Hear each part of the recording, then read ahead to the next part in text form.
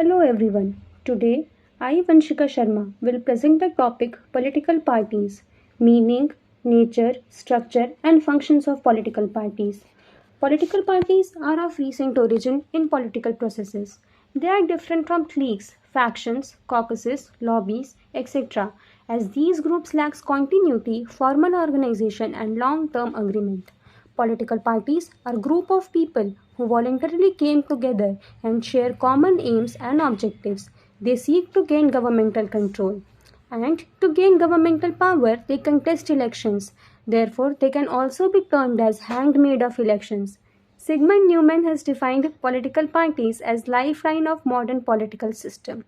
Among various scholars, Edmund Brooke, Max Weber, Joseph Schumpeter, and Maurice Duverger has also defined political parties. Max Weber has described political parties as voluntary society of propaganda and agitation, seeking to acquire power in order to procure chances of its active adherents to realize objective aims or personal advantages or both. Maurice Duverger defines political parties as groups organized for the purpose of achieving and exercising power within a political system.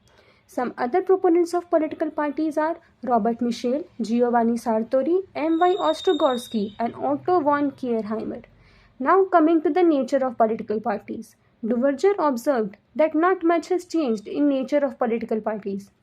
Earlier, it was a narrowly restricted circles of cliques and factions, and with the advent of parliamentarism, these traditional cliques were joined by cliques formed around bankers, businessmen, financiers, and industrialists.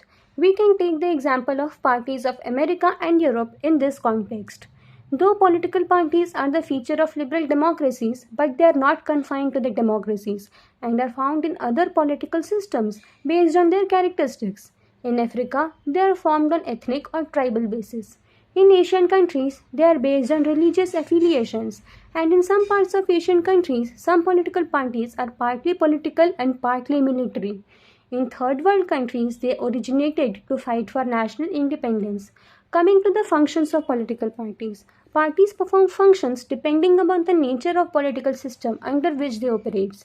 Some functions of political parties are representation of interest. They balance between various interests and articulates which they consider necessary for policy decision making. Aggregation and formulation. They aggregate interests and transform them into policies and programs. They also integrate people in political system through the form of participation, mobilization and socialization. They perform the task of recruitment from where political leaders emerge. Peter H. Merkel has summed up the functions of political parties under six categories: selection and recruitment of leadership, generation of programs and policies for government, coordination and control of governmental organs, societal integration, social integration, and counter organization or subversion.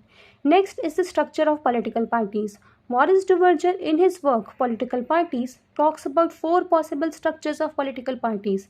First is the caucus. They are small units and having a limited nature, and their membership is restricted only to the nobilities. For example, parties of United States. Second is the branch. They are less centralized than caucuses and focuses more and more on recruitment. They appeals to the masses and are important for day-to-day functioning of the party. Example, the Socialist Party. Third is the cell. They are the invention of fascist and communist parties. They are the occupational units of political parties present in each part of the country. They have greater hold on its member and have ideological orientation. Fourth is the militia. They are a kind of private army of the party. Members were given military training, prescribed uniforms, they hold party flags and act as behest of the party leadership. Example, Hitler's stormtroopers, Mussolini's shock troops and Mao's Red Guard. There are certain determinants of the party structure also.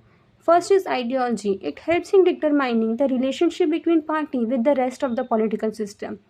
If the ideology of a political party and the nature of political system are different, it can lead to hostility between the two. Second is the organizational structure of the political system, which also affects the party structure.